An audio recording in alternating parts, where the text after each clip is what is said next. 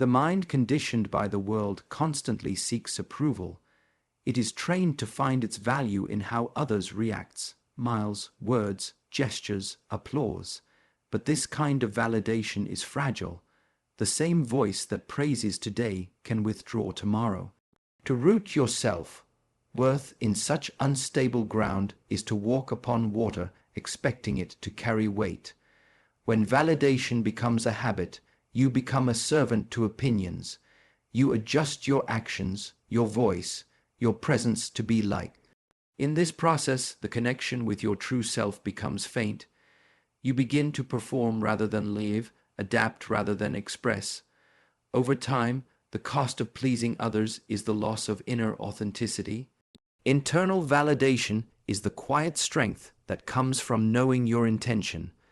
When you act from clarity, when your motivation is grounded, the response of the world carries less weight. You do not need applause when you walk with integrity. You do not fear rejection when you no longer seek to be accepted at the cost of your truth. Stillness is the birthplace of this strength. In silence, you see the patterns of craving, how quickly the mind wants acknowledgement, how easily it is unsettled by silence. But by watching this process without judgment, you begin to detach. You learn to act not to be seen, but because the action itself is right. The one who seeks inner validation is not arrogant. They are grounded. They know their flaws, but they do not allow criticism to define them. They know their strengths, but they do not require praise to feel worthy. Their compass is inward. Their center is not for rent. To depend on others for value is to hand them your peace. What if they withdraw? What if they misunderstand you? The mentally strong person does not chase approval because they already approve of their own path. This does not make them closed. It makes them steady. External validation is like the wind. Some days it lifts you, some days it disappears. If your identity is built upon it, your mood rises and falls with every gust. But internal validation is the mountain. It remains unmoved whether the sky is calm or stormed. To cultivate it, you must return again and again to yourself, not to the version of you that others admire, but to the one that remains when no one is watching. When you no longer beg to be seen, you begin to see yourself more clearly. When one feels empty inside, the natural urge is to seek something, or someone, to fill that void. Attention, affection, recognition. These appear to offer warmth to the coldness within. But when both vessels are hollow, the illusion of fullness is temporary. Emptiness poured into emptiness still leaves nothing whole. The one who feels unloved often searches for love in others who are also incomplete. But two unmet needs do not form a solid bond. They form dependency. It feels like connection, but it is merely mutual escape. The mentally strong recognize this and learn not to grasp at others to soothe what only inner work can resolve. A hungry heart may find comfort in the gestures of another for a while, but soon the hunger returns. Why? Because what is received from the outside cannot nourish what must be cultivated from within. Love is not a transaction. Presence is not a substitute for healing. No external affection can repair what the inner self has abandoned. To attempt filling your void with others is to mistake the symptom for the solution. The symptom is loneliness. The solution is self-understanding. The symptom is insecurity. The solution is self-respect. Unless these roots are strengthened, no amount of closeness will feel like enough. A strong mind turns inward first, not to isolate, but to observe, to see the wounds clearly, to understand what has been ignored, avoided, numbed. From this stillness arises wholeness, and when one is whole, they no longer chase others, they walk alongside them. They no longer cling, they connect. True love, true attention, true respect, these are offerings, not remedies. They enhance what is already stable, but when they are demanded as medicine, they become burdens. No one can sustain the weight of making you feel complete. That responsibility rests in your own hands, in your own breath, in your own effort. It is not wrong to desire companionship, but if the desire stems from emptiness, it creates attachment, not love. It builds dependency, not connection. Only when you are at peace with yourself can you offer peace to another. Only then can the relationship become a reflection of strength, not an escape from pain. To fill the void, first sit with it, understand it, accept it without judgment. Let silence become your teacher. Let solitude become your discipline. Then slowly, you will find the void is not as wide as it once seemed. And eventually, it becomes space, not emptiness, but room to grow in the midst of movement and noise. The mind becomes clouded, thoughts overlap, emotions entangle, decisions lose their sharpness. It is like stirring mud in water. The more it is disturbed, the less you can see. Stillness is not weakness. It is the space where clarity is born. When you pause and let the body become quiet, the mind follows. This is not immediate, but gradual. Thoughts will still come, but you begin to observe them instead of following them. With time, they lose their grip. In the silence, what matters rises to the surface, and what is useless falls away. A scattered mind cannot perceive truth. It reacts, it assumes, it guesses. But a still mind waits, watches, and knows. It listens more than it speaks. It observes more than it judges. This is where true intelligence forms, not through speed, but through depth of perception. Stillness is not merely about sitting in meditation. It is a quality you bring into your day. When someone speaks, you listen without preparing your reply. When something triggers you, you breathe instead of reacting. This stillness between impulse and action gives birth to understanding. A calm lake reflects the sky clearly. A turbulent lake only reflects distortion. The mind is the same. If you seek to see yourself, others, or life with clarity, then reduce the waves. Let silence become a habit, not an escape. Let your actions emerge from reflection, not restlessness. In stillness, you begin to recognize what is real and what is imagined. So much of suffering is created by thoughts that were never questioned. When the mind is loud, you believe everything it says. But when it is quiet, you see its stories for what they are, temporary and untrue. Clarity is not about knowing everything. It is about seeing what is necessary. A still mind does not try to solve every problem. It knows which ones are real. It does not chase every opinion. It knows which ones carry wisdom. This discernment is a form of power that noise cannot offer. To practice stillness is to train your attention, to bring it back again and again from distraction. This is not always easy, but it is always worth it. Because in the silence of your mind, life reveals itself without distortion, and your next step becomes unmistakably clear from a young age. We are taught to perform, to smile when we feel sadness, to act confident when we are unsure, to be what others expect rather than who we are. This habit of performance becomes so deep that we forget how to simply be. The mind becomes fixated on appearing right rather than being real. When you are always performing, you are never present. You are thinking ahead, about how to impress, how to avoid judgment, how to protect an image.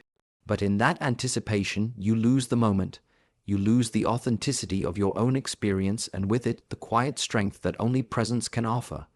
Presence is simple. It requires no script. It is the discipline of showing up fully to what is in front of you without needing to shape it for applause. The present moment has no audience, only awareness. And when you stop performing, you begin to notice things, your breath, your surroundings, your emotions, as they truly are. True connection with others comes not from impressing them, but from being with them. People may admire your performance, but they connect with your presence. The eyes that do not seek attention see more clearly. The ears that do not listen to reply hear more deeply. This is the quiet power of presence. The one who is present walks slowly, speaks intentionally, and listens completely. They do not rush to prove. They do not rush to win approval. Their worth is not displayed, it is felt. There is no need to decorate the self when the self is already grounded in presence. Performance creates tension. You must remember the role, maintain the image, hold the mask. Over time, this becomes exhausting, but presence is restful. It needs no effort to sustain because it does not try to be anything other than what is. This is why it brings peace to the one who holds it and to those around them. In presence, the ego dissolves. You stop trying to stand out and start simply standing where you are. You stop trying to dominate the moment and start belonging to it. There is great strength in this simplicity. It is not loud, but it is unmistakable. To live from presence is to return to your natural state, before the world told you to impress, before you learn to perform. It is to realize that you do not need to be more to be enough. You only need to be fully here, fully aware, fully yourself. Many confuse boundaries with rejection. They think that setting limits means pushing people away, closing the heart, or building a fortress around the self. But boundaries are not walls meant to isolate. They are doors with locks. They open to those who respect your space and close to what disturbs your peace. A door with a lock is not closed forever. It simply requires the right key. That key is respect, understanding, and reciprocity. When someone brings those qualities, you open. When someone tries to enter with force, manipulation, or neglect, the door remains shut. This is not cruelty. It is clarity. Boundaries are not about controlling others. They are about guiding your own energy. You cannot control how others behave, but you can decide what you allow near you. This is not a defensive posture. It is a declaration of self-respect. It says, I value my time, my emotions, my space. Without boundaries, your energy leaks. You say yes when you mean no. You agree to things that leave you drained. You tolerate what you should address. Over time, resentment grows not because of others, but because you abandoned your own threshold. A strong mind honors its own limits with calm firmness. People who benefit from your lack of boundaries will often resist them when you set them. They may call you distant, cold, or selfish, but their discomfort is not a reason to shrink. It is a sign that the dynamic was never balanced to begin with. True relationships adjust. They do not punish your growth. Healthy boundaries create clarity in relationships. Everyone knows where they stand, what is welcome and what is not. This removes confusion and fosters trust. You are not pretending. You are not suppressing. You are simply choosing what aligns with your inner values and what does not. To build boundaries is to define your space in the world, not from fear, but from awareness, not to exclude, but to protect what is sacred. Just as a temple has an entrance, your life must have discernment. Not everyone can walk in barefoot. Not everyone understands the silence within. A boundary does not make you hard, it makes you honest. It allows you to love without losing yourself, to give without being depleted, to serve without being used. It turns relationships from obligation into choice, and transforms your presence from something taken for granted into something consciously received. Begging arises from a place of lack, not material lack, but inner imbalance. It is the act of placing your emotional needs into the hands of others, hoping they will offer you what you have not yet given yourself. It is not the external act that weakens you, but the internal message, I cannot fulfill myself, so I must plead for completion. To beg for love, for attention, for respect, is to forget your own value. It is to hand over your dignity in exchange for fleeting moments of validation. The one who begs does not lack worth. They lack awareness of it. True strength is not found in how loudly you demand to be seen, but in how quietly you honor your presence even when unseen. Self-mastery begins with discipline, but it matures through self-respect. A person who has cultivated their inner world does not chase what cannot be freely given. They do not kneel for love because they know that genuine connection is never forced. They do not bargain for peace because they carry it within. Begging creates dependence. It teaches the mind that your well-being is tied to someone else's choices, moods, or approval. This is the foundation of instability. You wake up anxious, wondering if you are still worthy today in their eyes. You live reacting to another's distance instead of moving from your own center. In contrast, the one who has mastered themselves remains rooted. They offer love without fear, speak truth without apology, and walk away when necessary, without bitterness. Not because they are cold, but because they no longer seek permission to be whole. Their strength is not in detachment, but in self-possession. Begging is not limited to words. It is also behavior. Staying silent to keep the peace, sacrificing your values for acceptance, shrinking so others feel comfortable. These are all forms of begging that the world often rewards, but your soul quietly resists. The cost of this performance is the erosion of your inner foundation. There is a difference between expressing a need and begging for its fulfillment. The first comes from awareness, the second from desperation. A strong mind expresses clearly and lets go. It does not grasp. It